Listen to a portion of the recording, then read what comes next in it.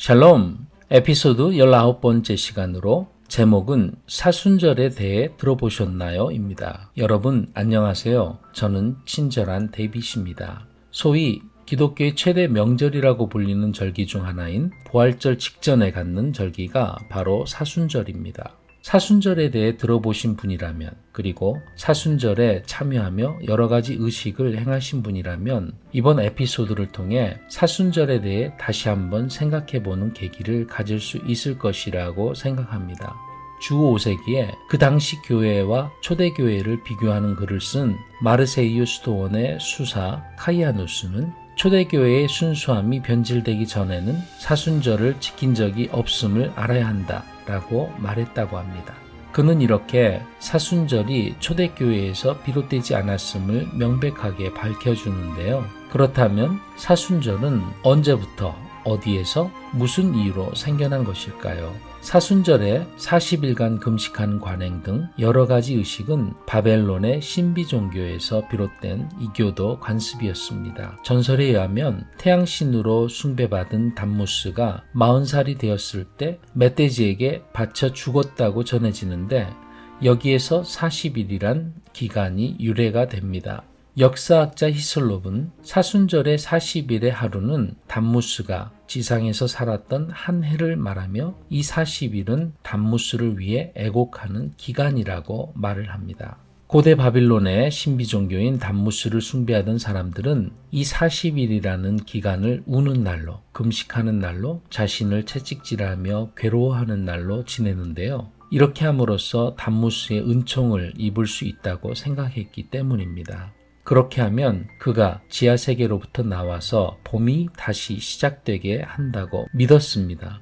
이러한 관습은 바벨론 사람들뿐 아니라 페니키아, 이집트, 멕시코, 그리고 심지어 이스라엘 사람들에게도 알려져서 지켜집니다. 역사학자 히슬롭은 이처럼 이교도들은 이 사순절을 담무스의 죽음과 부활을 기념하는 축제의 예비기간으로 지켰다라고 언급합니다. 이후 로마 가톨릭 교회는 이교도들의 이러한 관습을 그대로 받아들여 부활절 직전 40일을 사순절 절기로 지키게 하였으며 이 기간 동안 소위 거룩한 금식을 하게 합니다.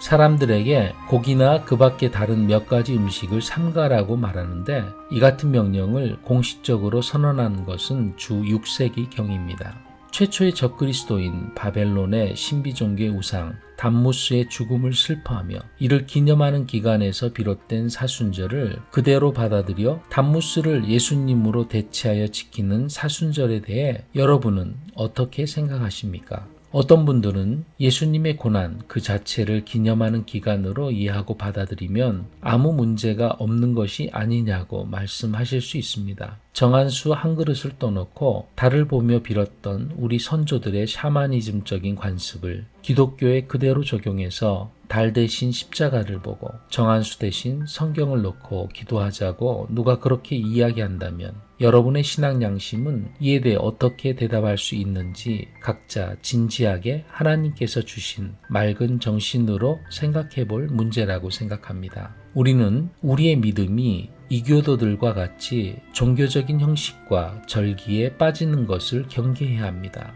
예수 그리스도의 고난과 죽으심 그리고 부활에 대해 종교적인 형식과 절기를 통해 기념하려고 하는 것보다 히브리서 4장 12절에서 언급된 것처럼 양날 달린 어떤 검보다 예리한 하나님의 말씀을 깊이 묵상함으로써 그분의 고난과 죽으심 그리고 부활의 진정한 의미를 특정한 기간에서 벗어나 일상에서 늘 새기는 것이 더 좋지 않을까 생각합니다. 이번 에피소드는 여기까지입니다. 예수님이 요한복음 8장에서 진리가 너희를 자유롭게 한다고 말씀하셨는데요.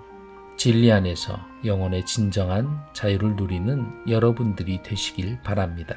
지금까지 친절한 데이빗이었습니다.